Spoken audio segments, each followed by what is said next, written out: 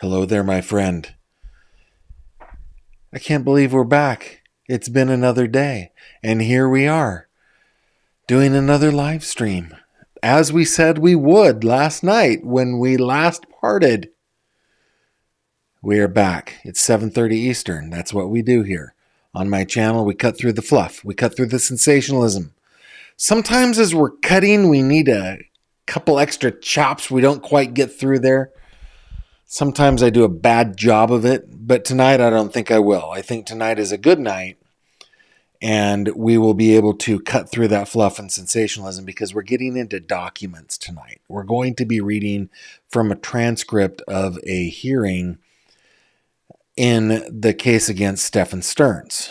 In fact, it is this very hearing right here where this picture was taken from, and for some reason, the upsampling of that image has caused it to look like he has no cuffs on. But I guarantee you, I promise you that he does. Okay? I'm going to have to replace that photo. Anyway, Stefan Stearns' lawyers, who are from the public defender's office, right? His lawyer is Alicia Smith with co-counsel Alex Johnson. They're from the public defender's office there in Kissimmee, the Osceola County. It's the 9th Circuit, or the 9th District of the great state of Florida, 9th Judicial District. Anywho, they are arguing, or they did argue, that they wanted all the pretrial motions, hearings, the everything closed to the public. Now, if you're asking yourself, Gavin, why are you talking about that right now? This happened 2 weeks ago. It's because I really don't care to be the first when I find a subject that I want to talk about. I do. And it was actually last night that Autumn suggested this subject matter. So I'm grateful to Autumn, our intrepid lead moderator, for giving us that suggestion. What we're going to do, we could watch the hearing, but I would rather just read it. So we're going to be reading it. Of course, we're talking about the case against Mr. Stearns in the essay of this girl here, 13-year-old, forever 13-year-old Madeline Soto. Madeline was last seen alive on February 25th of 2024. February 26th of 2024 is the day that she was reported missing. Her body was found a few days later. It was March 1st, 2024. So it's just been, what is that, a month and a year plus a month plus a day. That's how long it has been. Couple days. So now the reason that I think this is important to go through is that Florida really does lead the nation in judicial transparency. I can't think of another state that does it better than Florida. Not only do they do a good job, in the theory of being transparent, but in the execution of transparency, they are freaking stellar. They are just absolutely amazing. And so what I'd like to do is head on over to here. Let's see. Let me bring you to where I'm looking right here, okay? This is the motion. Well, no, I'm sorry. This is the transcript of the hearing about the motion to close pretrial proceedings. It's about 44 pages. We are not going to read 44 pages, guys. We're going to read a couple of the most important parts, okay, to see if we can understand what is the real reason. Why is it that Stefan Stearns wants to, or his legal team wants to keep everything out of the public eye? And by the way, in almost every other state in this fine nation, from sea to shining sea, to the Isles of the Pacific, to the ice-capped mountains of Alaska, very few states do their judicial matters under the scrutiny of the public like the state of Florida. So let's dig into this, shall we? I've highlighted some stuff that I want to read. A lot of it is just kind of like procedure. Okay, the court, the judge, right? He says, pursuant to civil rules of procedure, intervening is somewhat commonplace pursuant to Civil Rule 1.230. In criminal cases, it's somewhat unusual or less common, almost always more restrictive, and requires leave of the court to be permitted to be an intervener and make argument with respect to the defense request. What is he talking about here?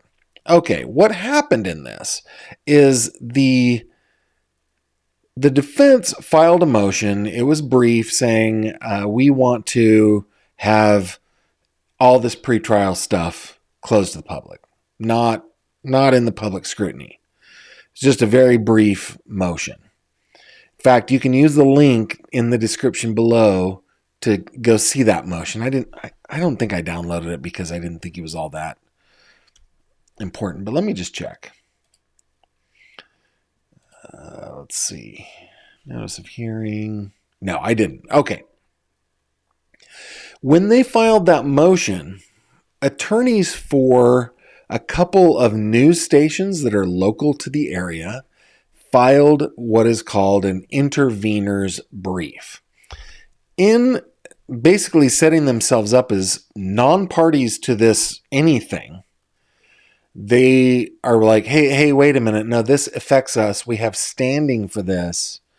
We want to intervene in this because your ruling could affect us, because we want to cover this. So the court is saying, okay, in civil procedure, that happens quite a lot. By the way, guys, I am doing this right now in a case here in Western Pennsylvania. Doesn't matter. It's not about me. Here we go. So the court is saying that happens in civil procedure all the time. In criminal procedure, not so much. So I believe that's going to require an evidentiary hearing. The interveners would have to make a determination as to whether the request is timely, the nature of the intent behind their intervention, whether the court would need to make determinations as to whether that would unduly complicate the case or prejudice the proceedings, and that has not been requested at this point. And then hops in Mr. Minchin. Mr. Minchin is an attorney for the interveners. He says, sir, it is my understanding, pursuant to Lewis, so the Lewis case, 1982, Supreme Court case, that we receive essentially automatic intervention for the purpose of opposing closure hearings. If I would refer your honor to that case, specifically case blah, blah, blah, interveners, media interveners on behalf of as a proxy of the people of the state of Florida for the purpose of intervening, since we receive automatic, the ability to oppose essentially just by walking in. That has been the rule of Florida since 1982, and I do refer your honor to that case. So he's like, no, I don't need an evidentiary hearing, sir. The Supreme Court of the great state of Florida since 1982 has said that we are representatives of the people as a member of the media. We do not have to do all that. We automatically can just walk in and say, here we are.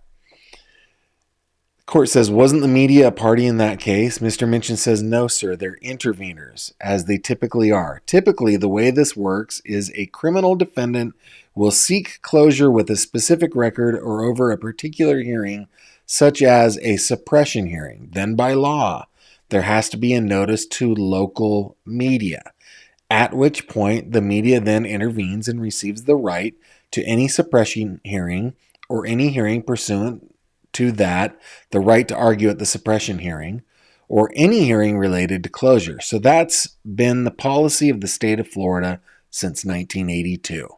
Again, I mean, Florida, I cannot stress enough what a shining beacon and example of openness and transparency, at least in the judicial branch, Florida is to the rest of the country, and should be to the rest of the country. I live in a state that has an embarrassing law known as the right to know law, which basically exempts everything from needing to be released if you request the right to know. So Yeah, great argument. Court says, all right, so it's your position that the court has no discretion whatsoever to make a determination as to whether intervention is appropriate? Mr. Minchin says, I have never been in a position, I have never had a court even raise that issue. So I actually do not know the particulars of that issue, Your Honor, because typically it just happens pursuant to Lewis. And so it is. It is the media intervener's position that pursuant to that case, and all the cases that have been pursuant to that media has an immediate right to intervene. The court asks, was it your intention to make argument? Mr. Minchin says, yes, sir. All right, thanks. So these are just, hey, all right, so we're going to have arguments today? Great. All right, the court, this is the judge speaking. All right, thanks. All right. You're going to have to provide me with a copy of that case and indicate that the court is without discretion to allow argument as a non-party in a criminal case. So do you have a copy of the case for the court? Mr. Minchin says, I do. Here's the case. The deputy, Your Honor. Mr. Minchin says, it's been couched, Your Honor, in the context of standing to intervene. The court says, indeed, you have standing to intervene. This is the Miami Herald case v. Lewis. Yes, sir. Yeah, I agree that you have standing to intervene if the court issues an order. I've not been provided with any authority that gives automatic entitlement to intervene in the defense's motion requesting an order from the court. I think the requirement or the rule indicates that you must have notice. And from your pleading, I'm going to make the assumption that the media had notice of today's request. Is that correct? Mr. Minchin says, yes, we were provided notice, which is why we filed the motion in the intervention approximately 2 weeks ago, Your Honor, on the docket. Court says, understood. Miami Herald Publishing Company v. Lewis, 426, blah, blah, blah, a 1982 Supreme Court case. In that case, the court ruled that the media had standing to challenge a ruling from the court after the ruling was made.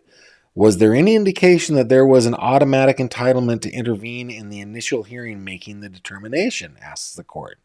Mr. Minchin says, I believe so.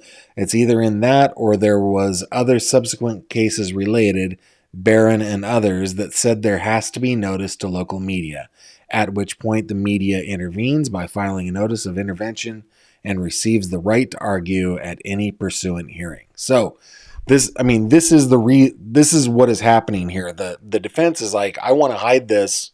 I want all this stuff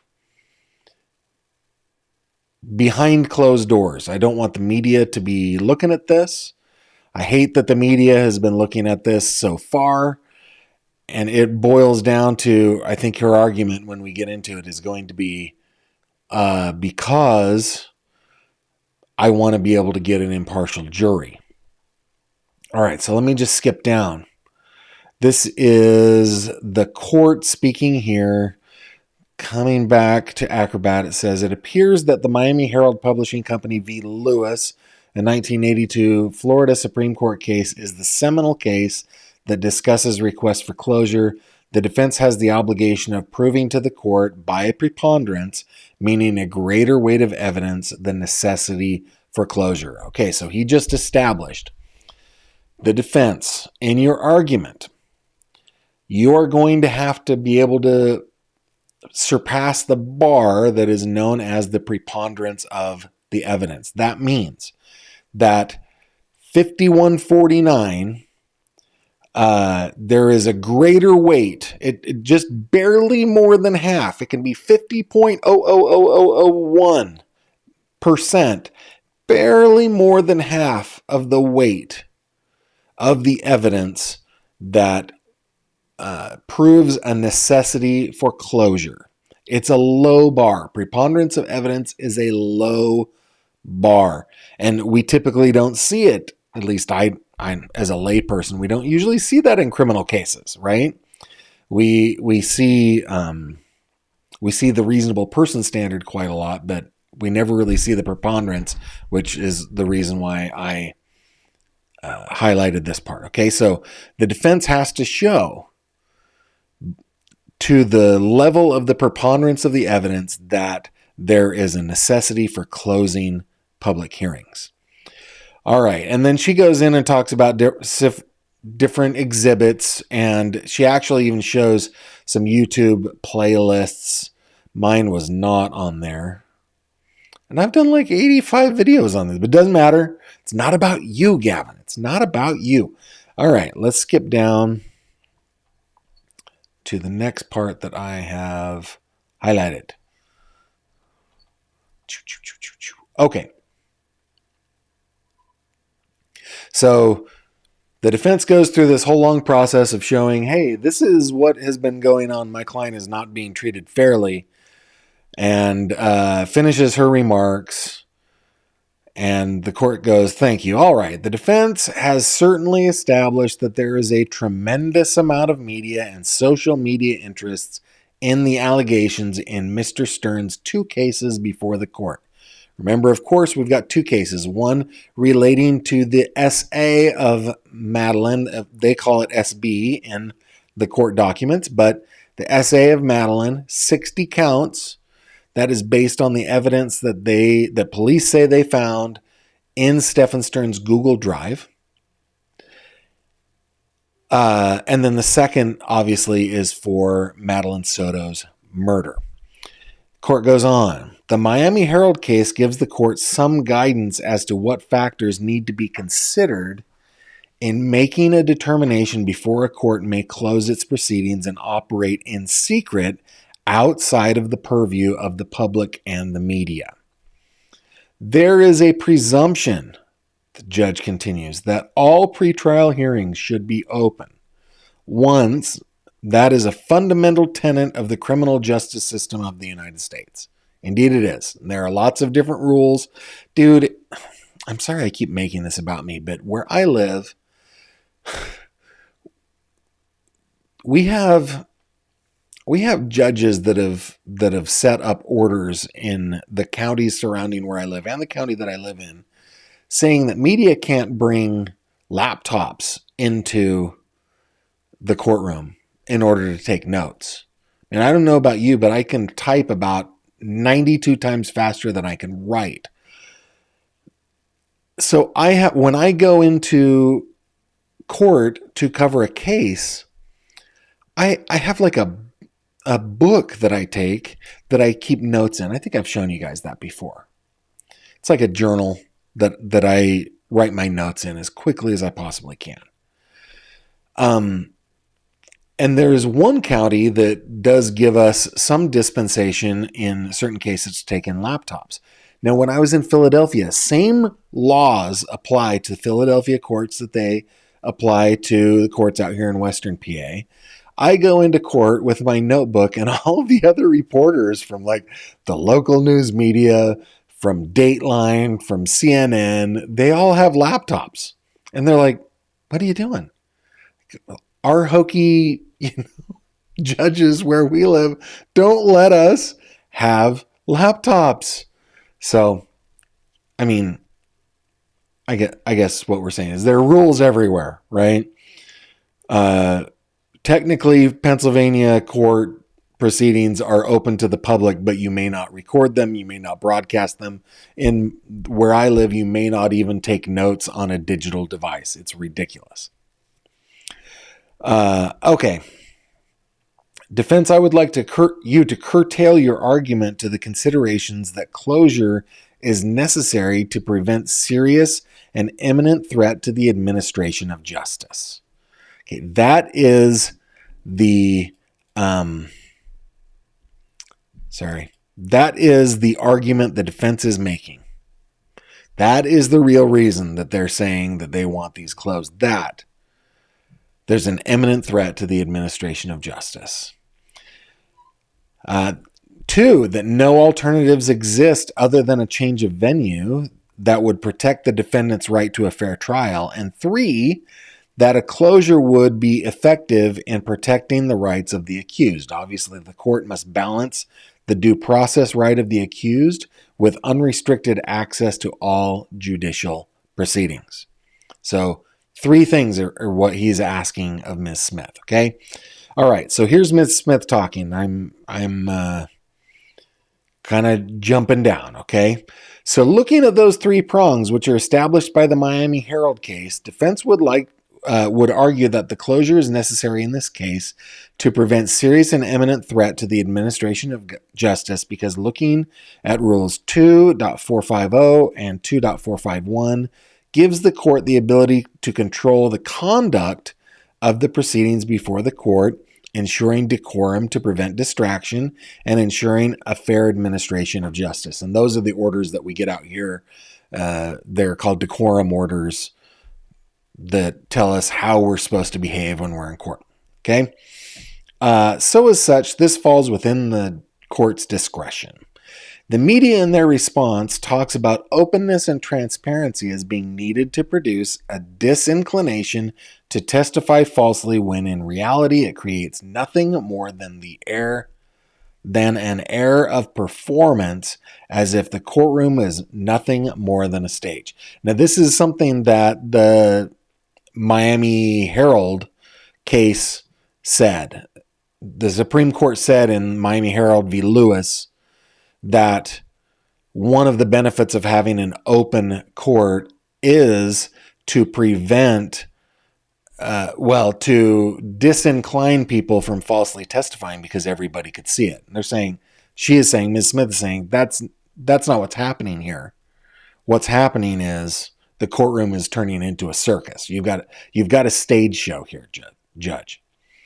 Yes, the people have a right to know about what happens in court, and the analysis that comes along with that from internet detectives and analyzers, many of whom aren't even in the state or potentially even looking at the laws that apply specifically within the state of Florida or the case, as the case of its jurisdiction is an entirely different story.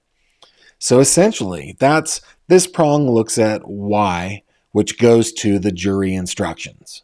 And bang, we're at the crux of it here, right? Ultimately, that, at trial, the court would be looking to potential jurors are exposed to facts that they aren't supposed to be exposed through publicizing of the case. Defense isn't requesting a full closure of the courtroom. We're specifically requesting closure as to the pretrial proceedings, because she wants a jury that does not know facts that they're not supposed to know. By the way, we want a jury. We want Mr. Stearns to have a jury of people who are impartial. That's important to all of us. We don't want, guys, due process is so important. Anytime due process is in danger, we all should be very concerned. Okay? We want this man to be able to go to court, to be tried by a jury of his peers that are impartial, that will hear the facts and will judge for themselves what is true, who is credible, and so forth, right? So I don't see this as just, I am taking this argument serious, and I think the judge did as well. Okay, Defense isn't requesting a full closure of the courtroom. We're specifically requesting closure as to the pretrial proceedings. So the 3 motions to suppress the defense has filed and will be requesting hearing time on are, that is foreshadowing, there are going to be more hearings, and they're definitely going to push this trial date back. I know all of us are like, May 5th, here we are, May 5th, we're going to have a trial, it's going to be great, May 5th, it's a little over a month away. No way, not happening. She is going to be requesting hearing time on these suppression motions. Okay, are what we're kind of looking to in terms of that closure. And so in looking at the Gannett case, which is the U.S. Supreme Court case, they talk about, and in that case, they found that the court's decision to close the courtroom was a balancing act, as the court indicated. Nowhere with that case specifically actually dealt with a motion to suppress and the publicity concerning the pretrial suppression hearing in that case. Similar to what defense would argue in this case, posing special risk of unfairness. Because the whole entire purpose of a motion to suppress is to screen out evidence that was potentially illegally obtained or is otherwise unreliable in some manner or some fact that should not otherwise be known to the jury. I think that's true. And so she trails off. So while the court should allow publicity in general instances, during the pretrial hearing, in fact, the motion to suppress that can further influence the public's opinions against Mr. Stearns and allow the public to, as well as the potential jury, to have inculpatory information that would otherwise be admissible in the actual trial. And so the danger of the publicity in allowing the admissibility or the publicization, that's not a word, of that pretrial suppression hearing makes it difficult to measure what, if any, effects that would have on the actual proceedings. So, her argument is we want a fair trial. We want a jury that doesn't have evidence that they shouldn't have access to. I agree. However, there is a mechanism by which juries can be found that are that do not know about the case, and that is called the voir dire process. It's got a long tradition. It's very successful. So I have faith in that process. I honestly don't think that it's going to be a problem, but I respect her argument. Okay. Let's see. And the Sixth Amendment, which is codified with the Fourth Amendment, talks about fairness and the openness of trial itself. Nowhere in the Constitution or common law does it specifically reference or revert to the access to pretrial hearings. That's an interesting thought. So the access to trial, which defense isn't requesting trial be closed, we're specifically requesting pretrial hearings isn't statutorily, constitutionally precluded. We're asking for pretrial. That's not a right that is guaranteed by the rules by the courts, and that's found in the Gannett case as well as further found in the Miami Herald Company versus State case deals with pretrial publicity.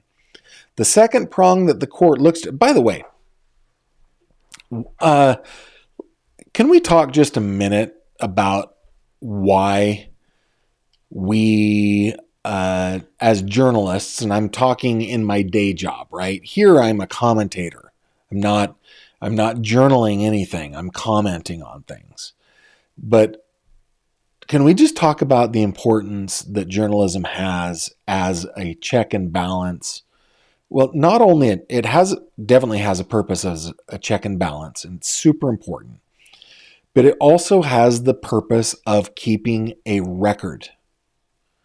That is what we do. We journal things and we keep a record. This is one of the arguments that I'm making in Clarion County right now, is that in order for me to keep a complete record of a trial that took place in Clarion County, I need access to what was shown to the jury in trial. So I know that we live in a new age where social media, I am a member of the social media, right? I definitely comment here on YouTube. I know that exists and is important in society, but the most important thing is that we keep a record of the happenings and goings on of our society. And I guess in a way we do that here on YouTube as well. It's filled with lots of commentary, but for generations to come, there will be a record not only about what happened, but what we were thinking about what happened. So I would say that even with opinion and commenting here on social media, it's still keeping a record. It's still keeping a journal. It's very, very important. And that's why the state of Florida, that is why the Miami Herald and so many other publications, including the one that I work for, do what we do. We keep a record. And it's not just the trial that we want a record of. We want to keep a record of of the pretrial stuff too. And I have to say,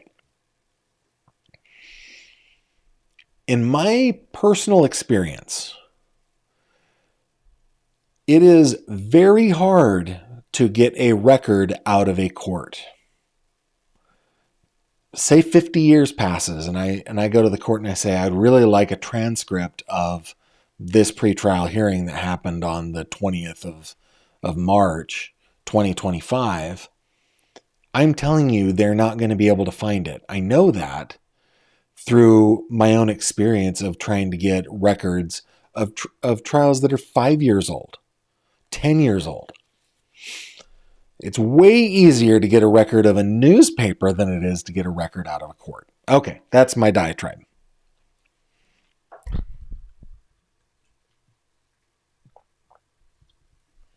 Hey, while I'm taking a water break, real quick, guys, remember our Cluvelta commercial?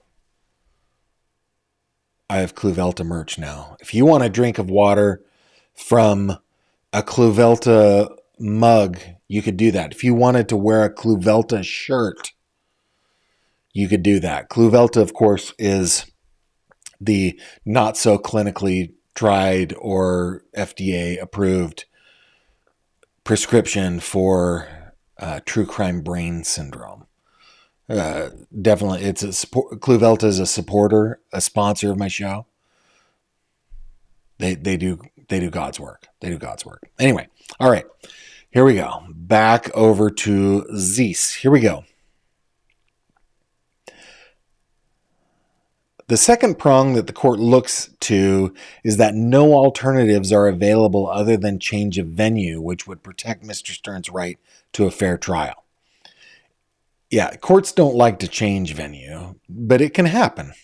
And looking at that factor, this is pre-trial, i.e. before trial. So the entire purpose of this would be in allowing for the closure of the courtroom during those pre-trial proceedings. Hopefully, and potentially, it would prevent the need to change the venue in this case come actual trial because of being able to limit and curtail the information that the media does have access to and that there are no other alternatives.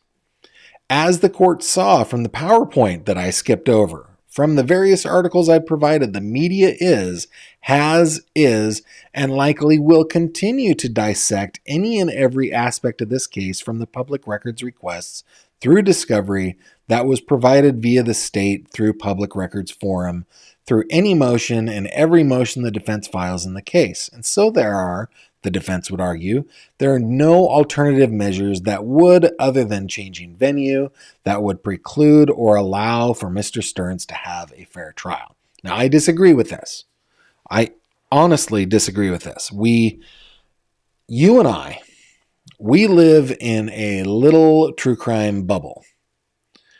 We are the ones suffering from true crime brain syndrome. We live in this bubble. And we think, because we're in this bubble, that everybody in the world knows everything about the case as we do. When in reality, it's only those of us in this bubble. There are so many citizens in Osceola County, in Kissimmee. There are so many citizens in that apartment complex, the condo complex, that have no idea this case is even happening. They'll be able to find a jury. Where am I going? Here. All right.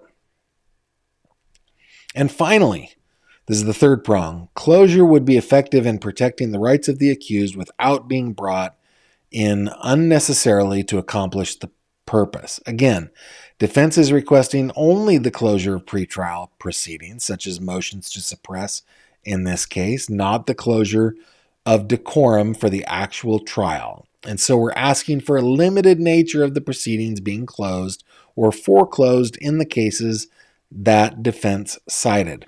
Some dealt with a motion to suppress. One dealt with specifically an Arthur hearing, and one even had a motion to suppress where the hearing itself was closed. However, after the certain amount of time, the access to the transcript was allowed to be gained by the media or those interested parties. So the court was able to, in crafting their order, limit both the time and duration, the nature, as well as allowed a remedy to allow them to have access at a later point in time.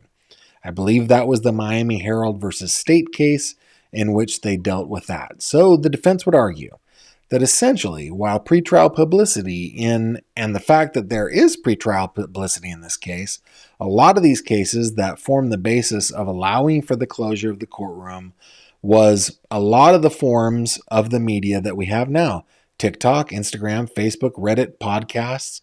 A lot of those mediums didn't exist back in the 1970s and 80s when these cases were decided, allowing for the court to allow restriction and closure. The pervasive nature of the internet itself and the exposure makes it to where the pretrial publicity, both the emotional aspect of it, should allow for this court to grant defense's motion to allow for the pretrial closure of certain proceedings, subject to whatever limitation the court should impose, such as if the court were to grant closure for motion to suppress, for example, and allow that a certain period of time the allowance or the dissemination of that information. Or if the court were to say motion to suppress were not allowed, no access to it, they hear it at trial. So defense would argue that defense meets the three prongs by the preponderance of the evidence, which is the standard that defense has to meet the prongs by as to each of the factors, and the court should grant defense's motion to close the pretrial proceedings in this case. I honestly think that was a pretty good argument. I don't buy it, but it's a good argument. Very good argument. So this is the response from the state. Mr. J says, Judge, it's the state's position that they haven't shown anything by a preponderance of the evidence. There is massive worldwide coverage of news these days, but it's very spread out and only deep in very certain puddles. Very well illustrated here. A basement in Sheffield, England may have hit the Reddit, may have hit the YouTube, may have hit all those different sources of news, but they have not shown any nexus to the potential jurors in Osceola County, Florida, in all the data that they presented to the court. They didn't even show you how many views any of those YouTube videos got, how many upvotes or downvotes any of those Reddit posts got. They haven't shown you how many people viewed any of those news stories, much less how many people in Osceola County jury, Osceola County, Florida, that are eligible to serve on the jury viewed any of these things. There hasn't been a study conducted by a UCF student, for example, University of Florida. University of... What does UCF stand for?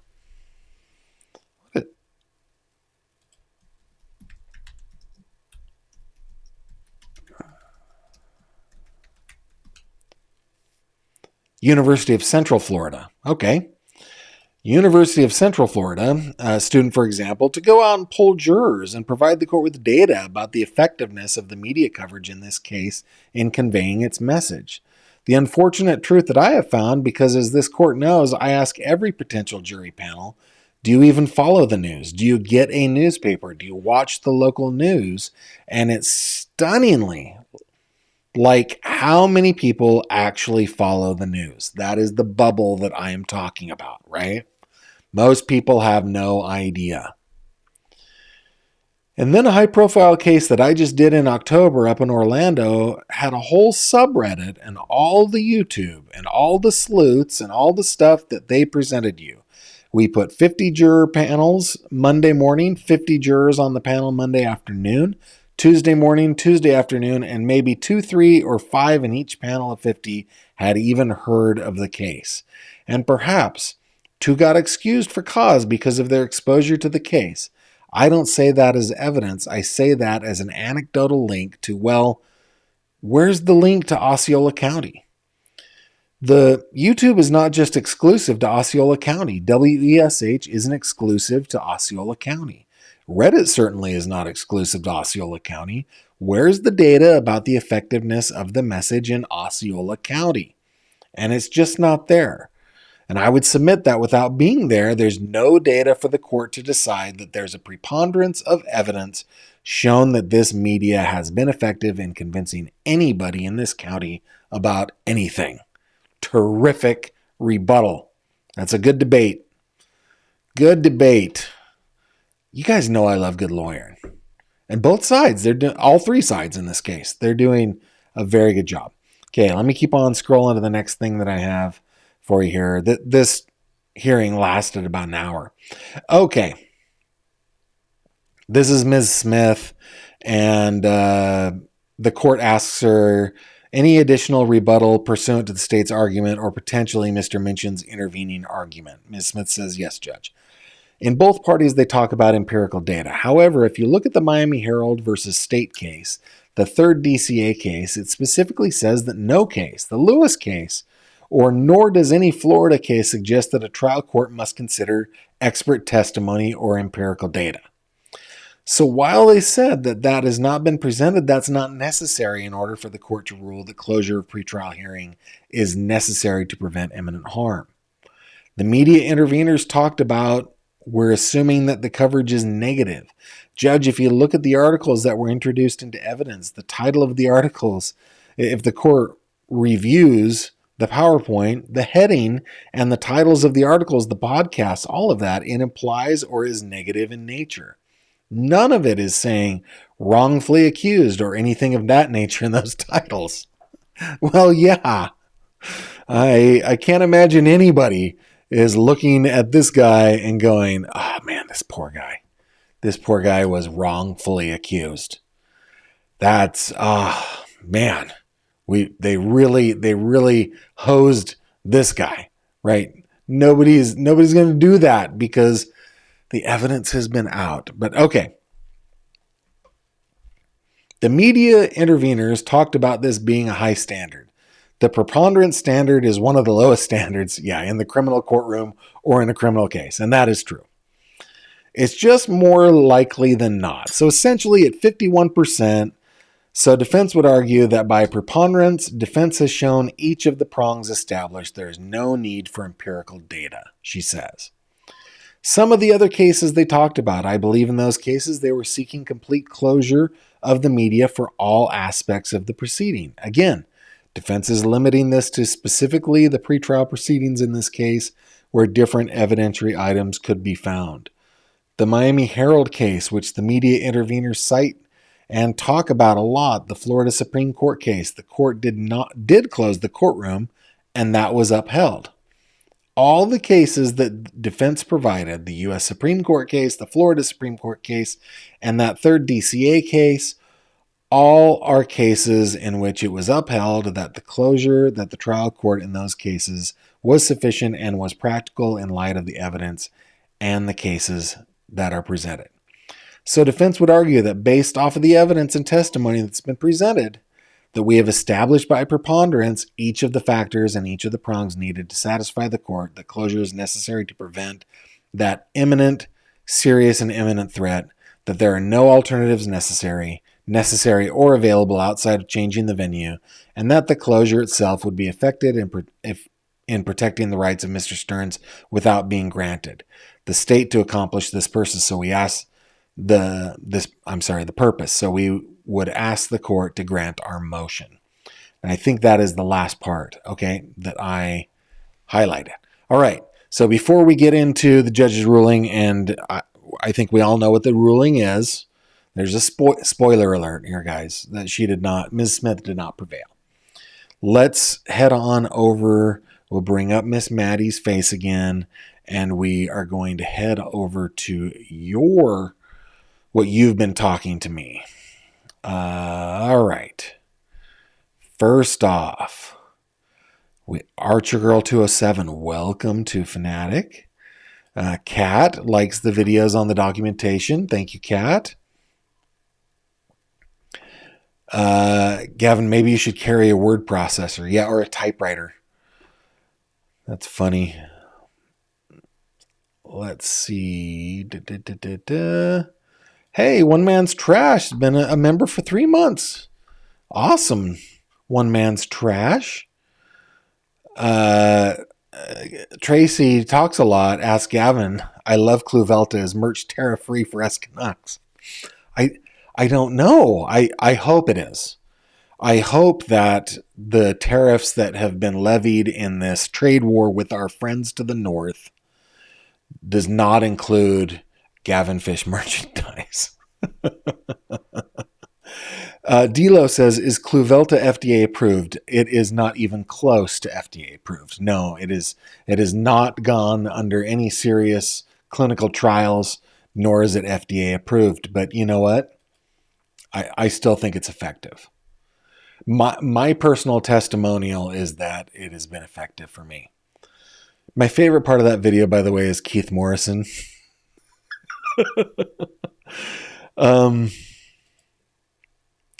Tanya says, Gavin, if they just seated 12 jurors and 4 alternates in the Lori Vallow Daybell case yesterday. If they can find jurors, so can Stephen Stearns. I agree. Completely agree. Tina, congratulations on the month. Sandra says, Gavin, this case is nowhere as big with the media as the Casey Anthony trial, and no change of venue is done. Yeah, because they're able to find jurors on this. It's not even that hard. Does Cluvelta come in a cream? Cluvelta is actually a suppository.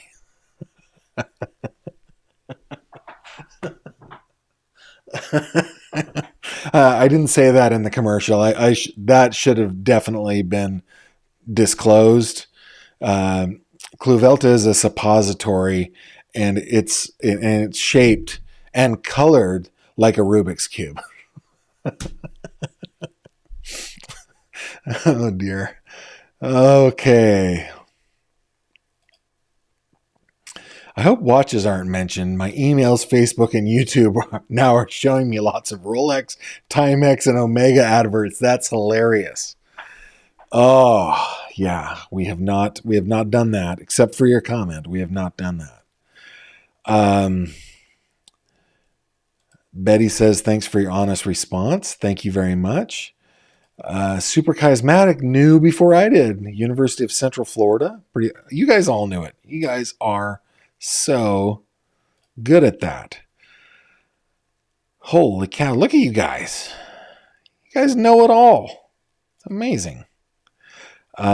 Keep going here. Let me just... Roberta says, Gavin, does he have a public defender or his mommy and daddy paying for a lawyer? He has a public defender. Ms. Smith is from the public defender's office.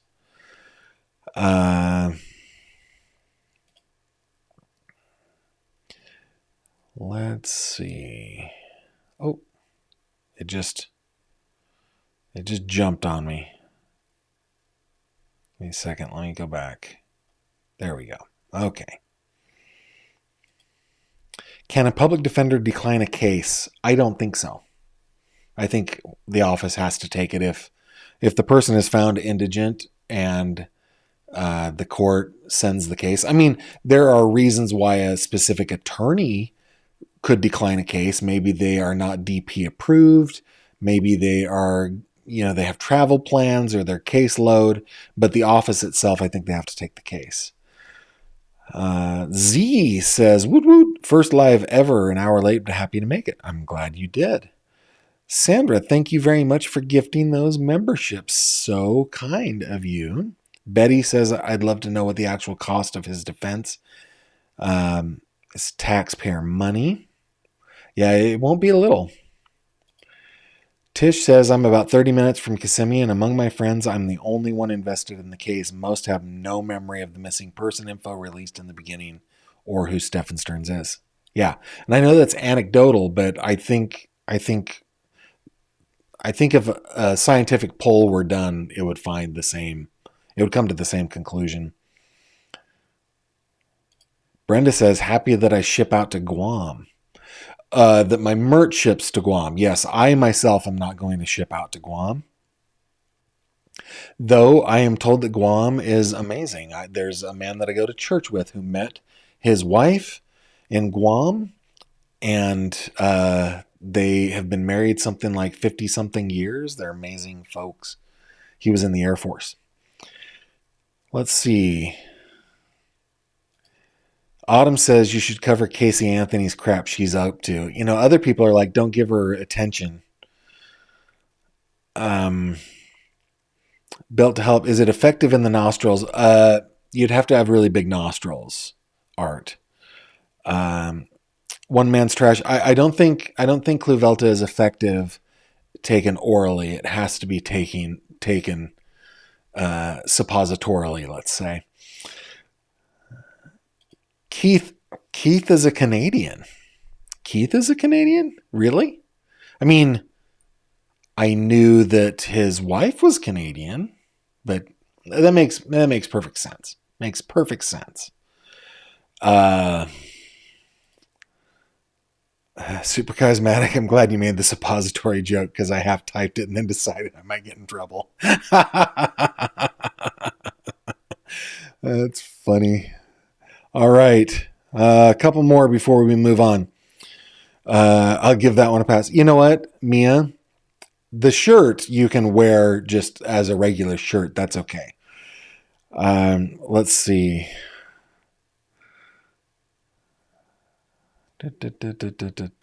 Ouch. I'm telling you, you got to have that Kluvelta merch. Yes, it's there. Okay. Let me... Everyone is wrong. UCF stands for United Kluvelta of Florida. That's funny. Holy cow, Michelle can solve a Rubik's Cube in 13 seconds. Goodness gracious. I can do it in about a minute. Yeah, no problems seating a jury. There's not going to be a problem. Okay. Let us go back over to ye old Acrobat. And then this is the motion itself. It's 4 pages, but the 4th page is just like signatures. It's pretty quick. Order denying defendant's motion for closure on all pretrial proceedings. This matter is before the court on defendant's motion for closure. Let me zoom up on this. That's better. The defendant's motion for closure of all pretrial proceedings filed by and through counsel on February 18th. After reviewing defendant's motion, the arguments made at the hearing held on March 20th, the court file, and the record, the court finds as follows. In the instant motion, defendant contends that there has been extensive coverage regarding the allegations in this case by television, print, and social media entities, as well as social media users all over the country and world on various platforms such as YouTube, X, Reddit, and Facebook. Because defendant expects to pursue multiple motions once discovery is completed, multiple motions, discovery is not even completed, guys. May 5th is gonna be. I bet they're going to reschedule for November, and I don't think that it's going to happen in November either. Because we're going to do multiple motions once discovery is completed, that may require testimony and evidence prior to trial that could later be found to be inadmissible. Defendant asserts that public dissemination of this evidence during those hearings would prevent him from receiving a fair trial. Counsel for Mr. Stearns further avers that there are no suitable alternative measures to protect Mr. Stearns' right to a fair trial. Consequently, defendant moves this court to enter an order closing all pretrial proceedings. Give me a second. The Florida Supreme Court's holding in Miami Herald v. Lewis recognized the presumption that the public should generally have unrestricted access to all judicial proceedings and established a 3-pronged test to determine whether closure is appropriate and warranted. This test considers whether 1, closure is necessary to prevent a serious and imminent threat to the administration of justice. 2, no alternatives are available other than change of venue, which would protect a defendant's right to a fair trial.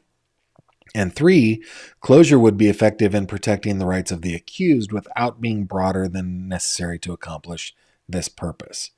As to the first prong, the factors to be considered include the extent of prior hostile publicity, the probability that the issues involved at the pretrial hearing will further aggravate the adverse publicity, and whether traditional judicial techniques to insulate the jury from the consequences of such publicity will ameliorate the problem. After considering the arguments from the parties at a hearing held on March 20th, the court finds that closure is not necessary to prevent a serious and imminent threat to the administration of justice. Although defendant proved that various news organizations, social media outlets, and individual social media users had posted numerous articles or comments pertaining to the case, defendant failed to establish evidence that the media coverage was fundamentally hostile or that issues involved at all future pretrial hearings will further aggravate. I'm having a hard time speaking tonight, guys. Further aggravate adverse publicity. Defendant also failed to establish proof that potential veneer members in Osceola County have been exposed to detrimental facts about the case, thus tainting the jury pool from the outset. The venire that is the process under which voir dire happens. Okay. Furthermore, other alternatives such as multiple veneer panels, voir dire by counsel, preemptory challenges, cause challenges, individual questioning of jurors regarding media exposure, sequestration, and admonition of the jury are available in this case to ameliorate pretrial publicity concerns. The court is confident that these alternatives will be employed to ensure that defendant receives fair and due process. Finally, the court finds that an order granting defendant's motion to close all pretrial hearings would be overly broad. Defendant has not established that every future pretrial motion and hearing, filed and yet to be filed, will contain evidence that the public should not have access to. As a result, it would be unnecessarily broad to veil all future pretrial hearings from media coverage or public scrutiny.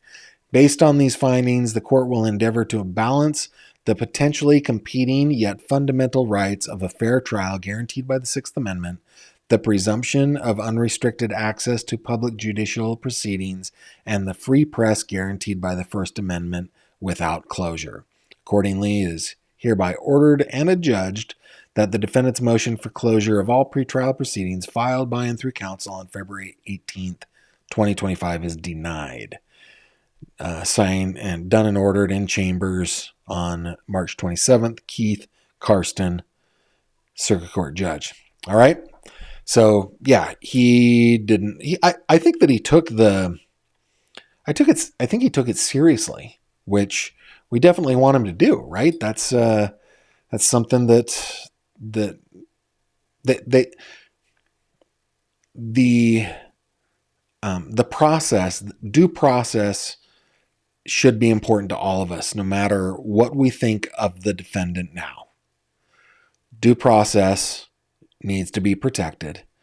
And the reason is really simple. Like, the reason is, what about the innocent defendants? What about defendants who are innocent? What if it's me, or what if it's you?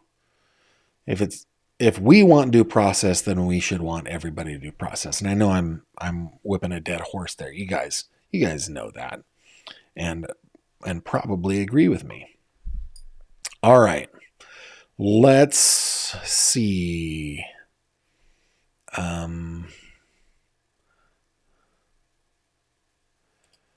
Emily says, yes, Keith Morrison is Canadian. I wonder where Keith Morrison stands on the issue of back bacon versus actual bacon. Curious. Congrats on 114. Yeah, pretty fun, right? Look at us go. Lisa says, Gavin, I think he just wanted to hide away, hoping that if that slim chance in hell came, he wouldn't get known overly much for it. Okay. Yeah, I follow. Let's see. Samantha says, Gavin, my theory is that Stefan might have convinced Jen that Maddie could have passed away from ODing or double Ding her medication, then helping Jen cover it up. Yeah. The thing is Stefan's never going to tell us what happened.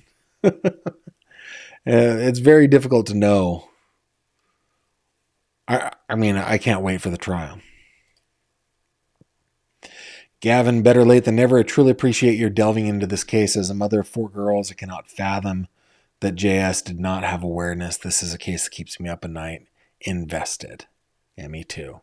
Lily, hello again. Let's see. Super Charismatic says, Gavin, we want Stephen Stearns to have a fair trial. It's important to freedom that people who are accused of crimes get fair trials. Otherwise, we're all in danger. Yeah, and you said it way better than I did. That I completely agree with. And I think I've caught up to your comments, which is perfect timing because it's about time. We just crossed the hour mark. We've been here an hour. Let's see. Merch alert. What do we have here? Art says an ascot t-shirt like a tuxedo tee.